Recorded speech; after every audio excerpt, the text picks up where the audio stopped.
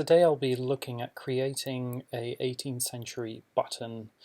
The one you can see here is from a suit from Axel von Versen, and I'm going to copy an existing button or use elements from it to recreate a new button. I looked at the code for quite a while and tried to figure out what size the buttons would be. I'm going to go with 3.5 centimeters, as this is the more common size the buttons were at the time. They were often 3 centimeters as well, but they look quite big on the coat, so I'm going to go for 3 centimeters. And we're also going to have a look at the waistcoat buttons later. There they are. And I usually make those 1.5 centimeters. They always come out a little bit bigger because of the fabric wrapping around the actual button. So first we're going to do the embroidery, and for this I'm using Bilcom Embroidery Studio, and here's one of the buttons I've made before. I've already looked at the colors I've got and which colors I think the button would have been. Usually the buttons are quite faded, or the whole coat is quite faded, so I tend to go slightly brighter than what you see on the coat itself, and the flower in the middle looks quite pale. But if you look at other colors present on the coat, you can try to match it to one of those colors, because usually they use the same colors all over the place. So the colors from the buttons would come back on the coat. So I'm going to go for a very light pink, which you can see here, which I think is the same shade. It's just because it's faded a little bit, because it's not white.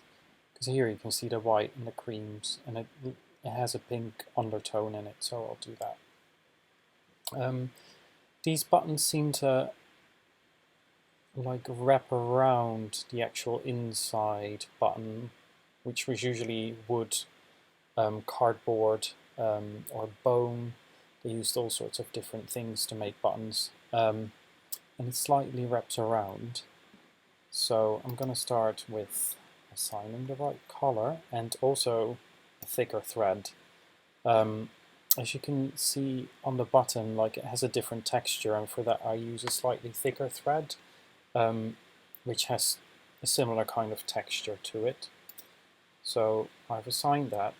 Now what I'm going to do is divide the measurement, which I want it to be bigger, in two, because I need to make the whole ring bigger, but then if I adjust the size of it as well, it expands a little bit. It's hard to explain, but you'll see what I mean. So I'm going to make it 1 mil bigger in total. So I'm going to add 5 mil here, and that will make 3.1, and then it fills in again. And it's easier because now it's in a view which you would see with all the stitches, but I'm going to actually work in this view, which gives you all the lines and the actual way the embroidery is going to work. So I'm going to delete this ring. I am going to delete this because I don't need it. I'm going to delete that. And this is a little group, so I'm going to ungroup it because I'll probably yeah, I'm going to use that as a point of reference to start with. I'm just going to delete everything else. Don't need the fake French knots, and those are going to go. So basically we're not left with a lot of elements. Zoom in a little bit. So here you can see the actual stitches it will do. It's going to go to there, which I don't need, and then another one. I'll keep that bit, because what I'm going to do, which is a good practice to get into if you want to do embroidery, but is try to connect every single element as much as possible, because as you can see there's 8 different little leaves here with the 8 smaller ones in between.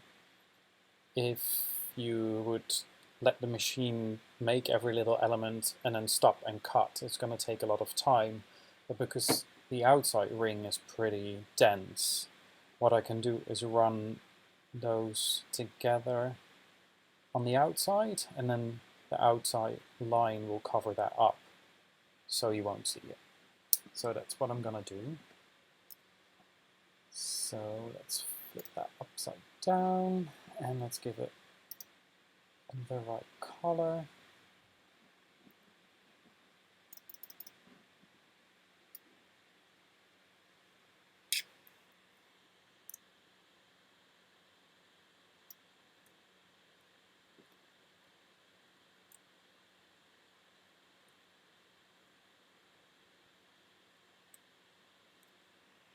You can use true view, which is this view, to see if it sort of lines up where you want it to go. The one thing with machine embroidery is you always have to stitch it out to see where it actually ends up, because you never know. You never know where your embroidery ends up, because the fabric pushes and pulls the stitches in a different place or direction sometimes. So what you see on your screen might not necessarily be what's being stitched out. So I want 8 of them, but I'm first going to put the start point. So this green little square is where the embroidery is going to start, and the red cross is where it will finish. So I'm now going to put 8 of them down, and I've put cross lines across bang on in the middle, so it will take that, it will sort of snap to it. And then we've got 8 of them.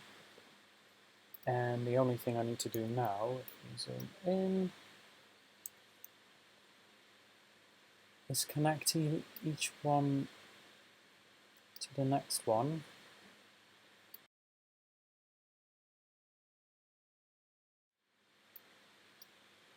And for the last one, we don't need it. So I'm going to delete those points, and actually I'll let it come back there, so we'll do a trim right in there. Okay.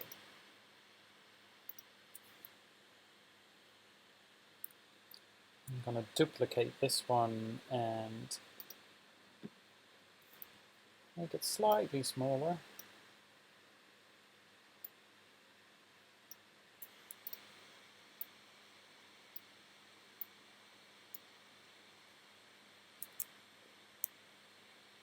And then do the whole same process of copying. And this is a really quick way of creating these little leaves. What I'm going to do now is slightly alter each and every one of them so they're not the same, but I won't show you that process because that takes a bit of time.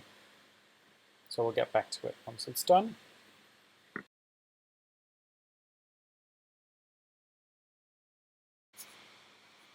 So I'm quite happy with that as an initial starting point.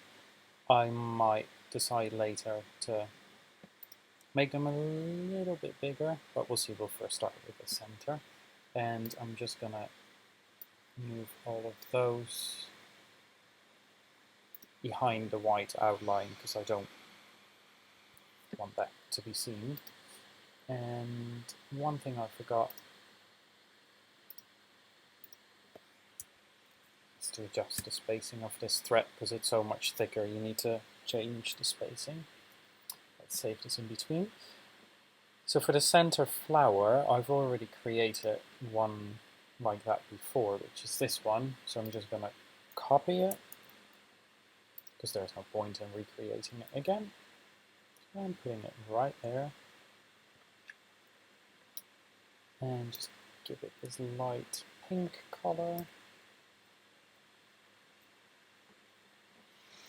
They're all slightly different in size, so I'm just going to play around with that a little bit, change the size and maybe also change the overlap a little bit.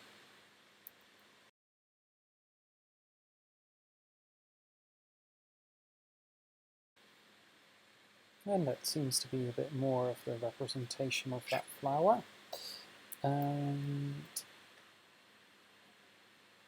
let's bring up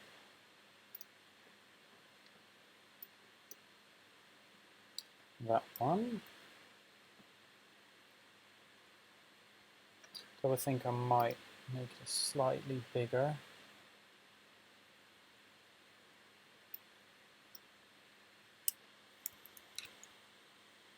Oh.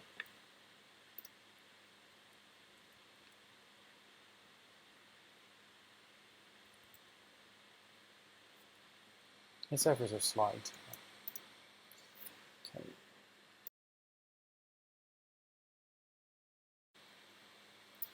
And I'm just gonna add some more stitch angles so that the direction of the stitching will change.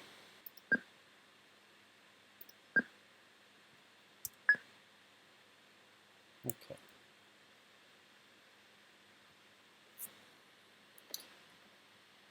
So just to show you the difference, like here there's only one stitch angle, and if you change it, all the stitches go to the same place. But I can say I want the stitches to begin in one direction, and then here into another direction. Now what the problem is with that is that there's too many stitches down here. So I'm just going to change that because that's obviously not nice. If it stops, because in the original you can see they all go directly to the center.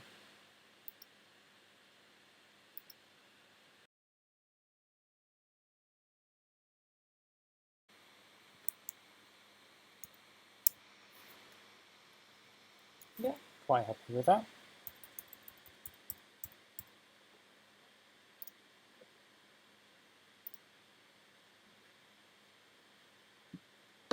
So now it's just a little green leaf, so again I'm gonna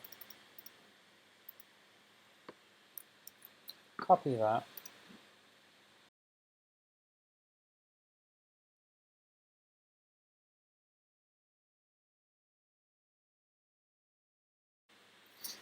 Okay, so I'm quite happy with the placement, so now I'm just gonna hide that.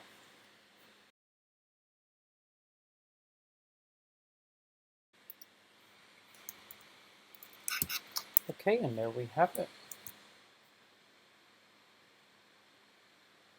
And now it can be stitched out. Hopefully it will work out. It's always like you always have to try a few times. Hardly ever the first time it looks perfect. So that's the fun bit of it, trying it out. But before we do that, I also quickly want to have a look at the waistcoat buttons because they're really cute. So I might as well do that at the same time.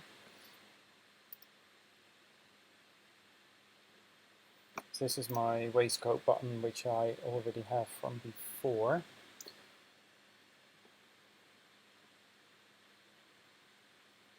Oh. It's not playing ball. But I'm actually gonna delete this because now I've got a better version here.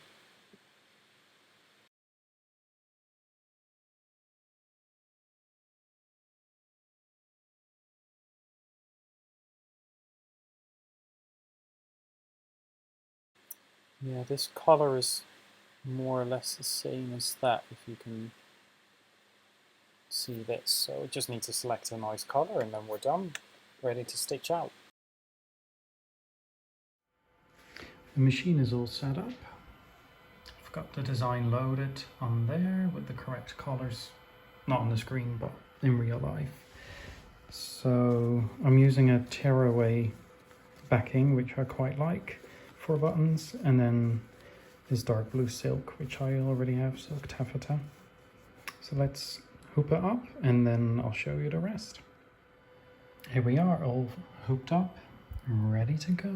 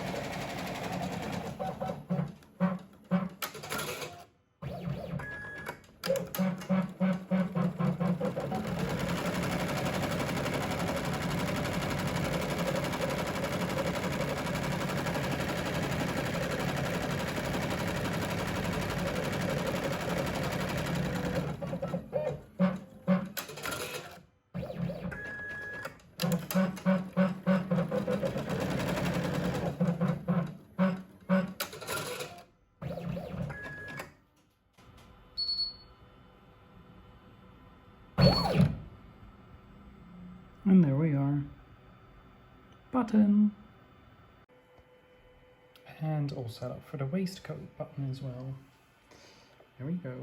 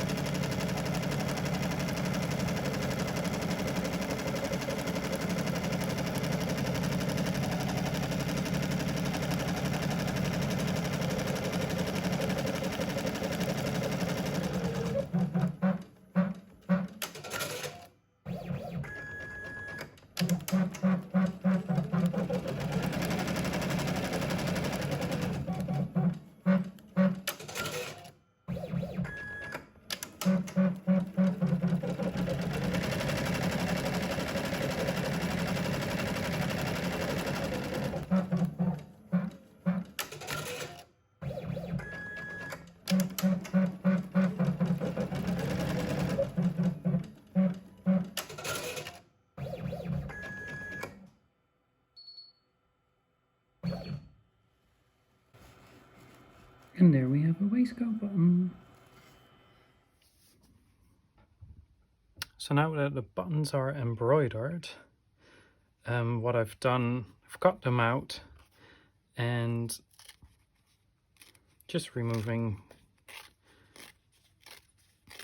the backing on the outside of the button. I will leave it on the inside of the button. And this one I did not on video, but I used a dissolvable backing which dissolves when you iron it, which is quite nice as well. And this is done on a nice wool fabric which I already had, like a melton.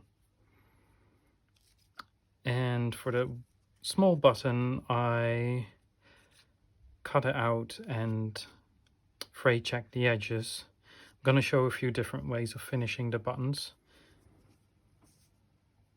This is with melton, so I left it raw.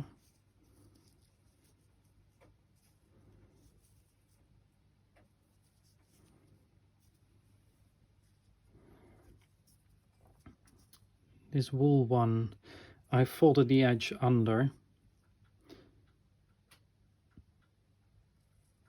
so it's nice and finished.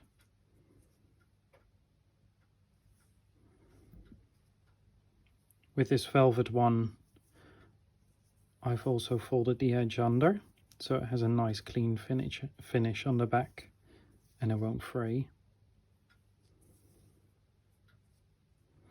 With this one, I've covered it with a felt disc. It's not really necessary with this fabric, because the disc itself is made out of the same fabric, or melton felted wool, but it just gives a nice finish, makes it slightly bulkier. And this one is a little bit chunky, but this is quite a good thing when it's for breeches, like, which is it's quite bulky, but this is also the way they used to do it. Just leave the raw edges, wrap some thread around it, but this is quite thick fabric, so it's not ideal. But these are really good for the breeches, not on the coat obviously, because then it really sticks out. So what I'll be using for the inside is 2mm MDF, little wooden buttons, and I've drilled the hole myself, and different size. Ooh. And for the waistcoat buttons, I'm going to use these little coconut buttons. These are still quite flat, but the bigger sizes were like 4mm thick, so that would have been like the difference. So 2 of these buttons would be the same thickness as the bigger version of the coconut button, which is way too thick for the button, especially when the fabric wraps around it, so that's why I chose for MDF. Furthermore, for when you're using a button with one hole in the middle, which is common for the reenactment versions of the actual buttons, which are called button blanks, they usually come with one hole and they're slightly domed, which is quite nice. What you need then is a little bit of canvas, because the thread to create the buttonhole shank, or the button shank, will be stitched to that and then go through the hole, so it has something to hold on to. Obviously this button has 2 holes, so we can just thread the thread through there, which I will show. And I left most of my supplies at work, so I'm using a really small thimble, which is too small for my finger, but I can't sew without a thimble, so that's why I'm using that. Okay, so let's start.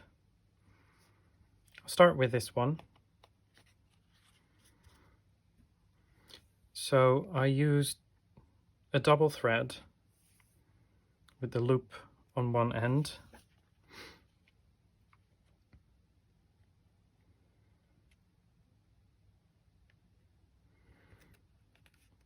and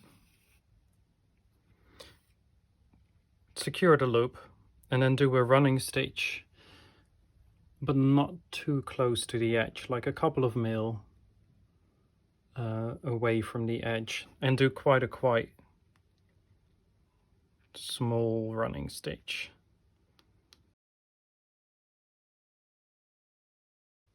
When you get back to the start, take the needle to the outside of the button.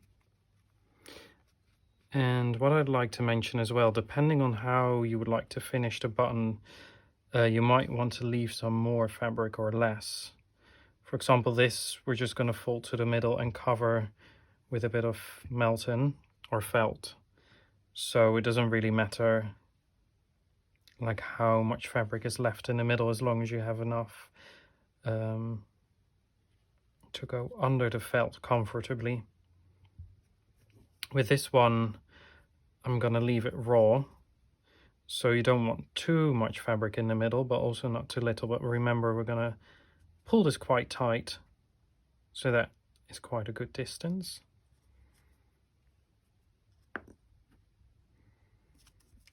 And with this one, I'm gonna try and fold this and then pull it to the middle. So you might want to leave like a tiny bit more to fold under, which I've done here. See, it overlaps in the middle, but that will be gone once it's folded under, because you don't want it to overlap in the middle of the button.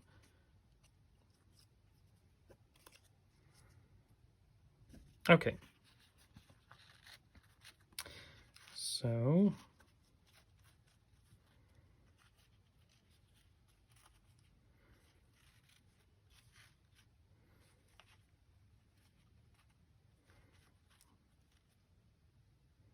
leave that for a second.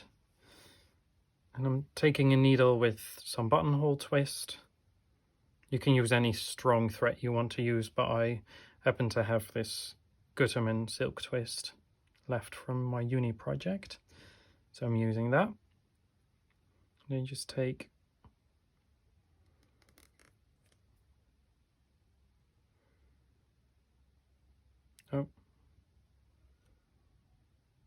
just want to pull one thread through, not two.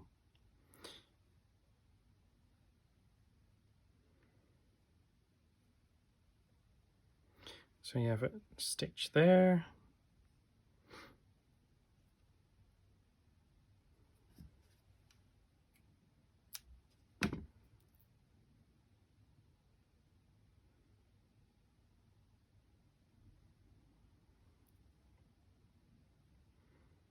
Then you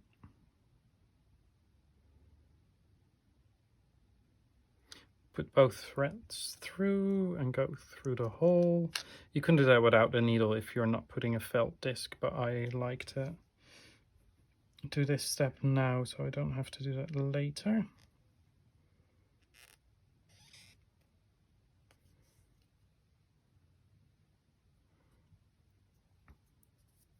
So then that's quite secure.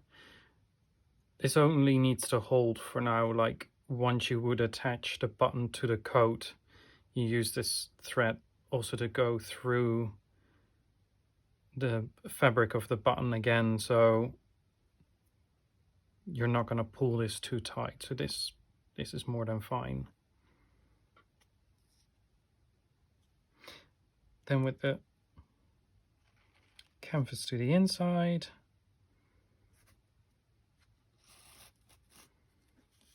place the button in the middle and then you pull the thread.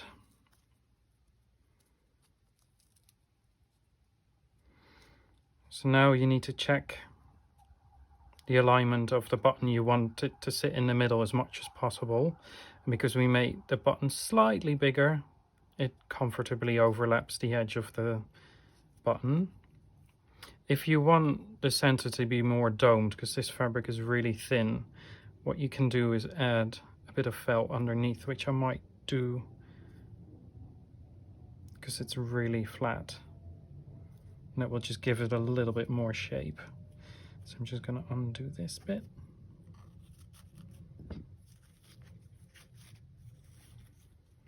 With the melton, you really don't have to do that because it's so chunky.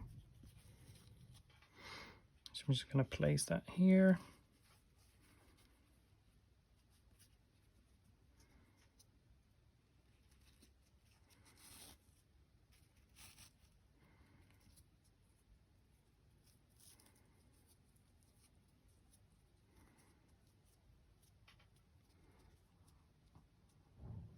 You can kind of maybe see the difference, like it's a little bit more, has a bit more body to it now. So that all seems to be sitting in the middle. So now,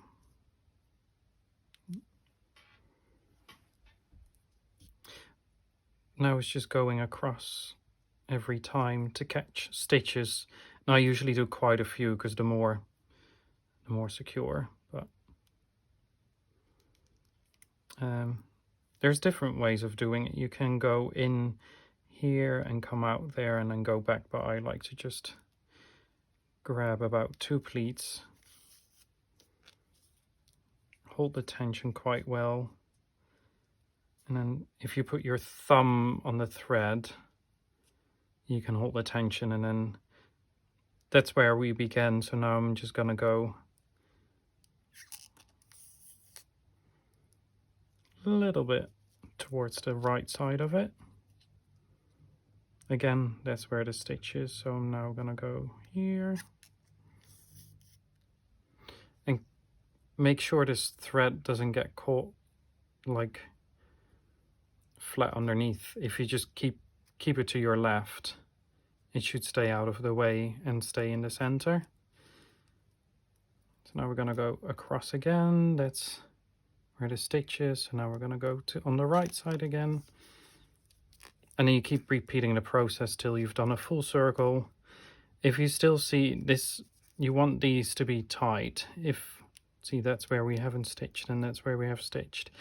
If you see some loose ones, just catch them in till they're all done. So that's how it looks like. And I'm just gonna do one little knot here. Still got quite a bit of thread left, so if you don't have enough thread left, you can do the next step with a new thread, obviously. Place your felt in the center.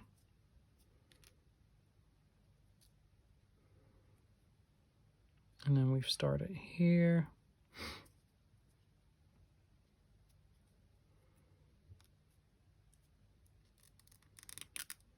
Just gonna bring it. There we go. And then you're just gonna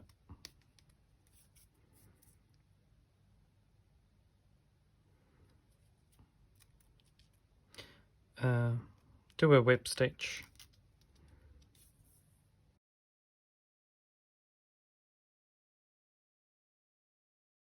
And then there's your button.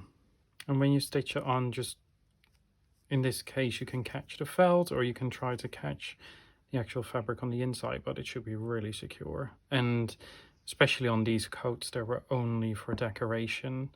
These buttons were hardly ever functional. Very rarely you see coats where the actual buttonholes on the other side, if there are any, because sometimes there weren't any buttonholes. Rarely the case is that they have been cut open. More likely you would see a hook and eye on either side of the coat. So then I'll show you this one. The first steps are all the same, so I'm not gonna show you that, but I'll show you what I do once we get to the end.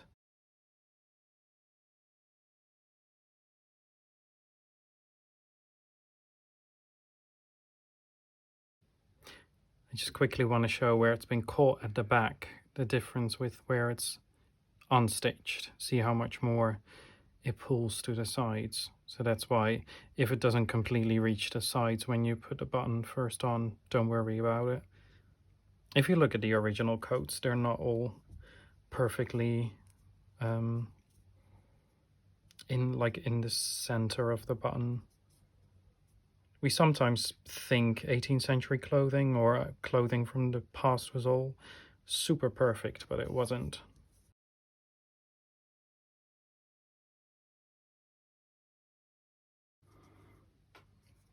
So this is before pressing. I'll now give it a quick press and then you can see the difference. Okay, so here we have the button. Oh, there we go. Pressed. So now it's all nice and flat. You can slightly see there's a little bit more shape at the bottom. So yeah, those are two options for these buttons. And then for the waistcoat now I'll show you how I would do it when I fold it under. So I've fray checked the taffeta because it's quite, like, it frays really easy. And I'm just going to cut these little threads from the embroidery off. So we'll just do the same thing. And because it's on a curve, you can only fold like a tiny bit at the same time.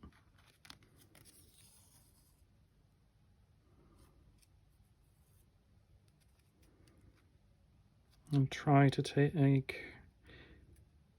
quite tiny stitches.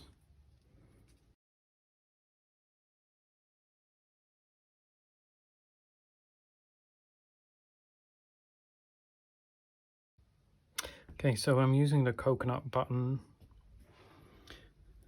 and for that I'm just gonna take some thread.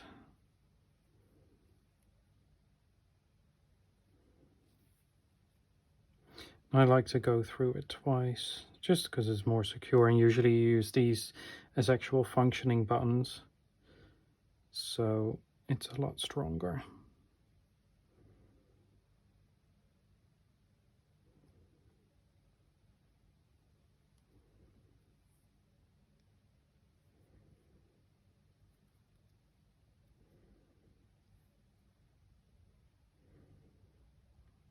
If you want, you can tie it in the middle.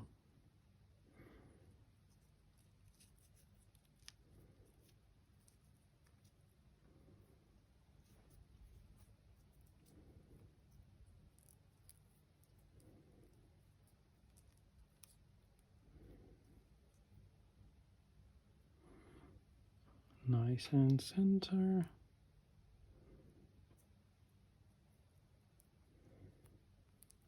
And then we'll just repeat the same process.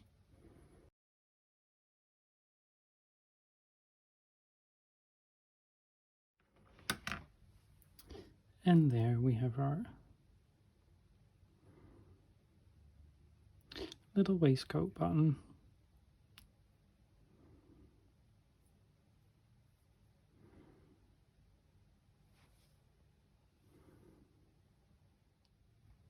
So there we are, all finished buttons ready to be sewn on. Hope you enjoyed this video, and if you have any questions, just drop it in the comments, let me know, and good luck.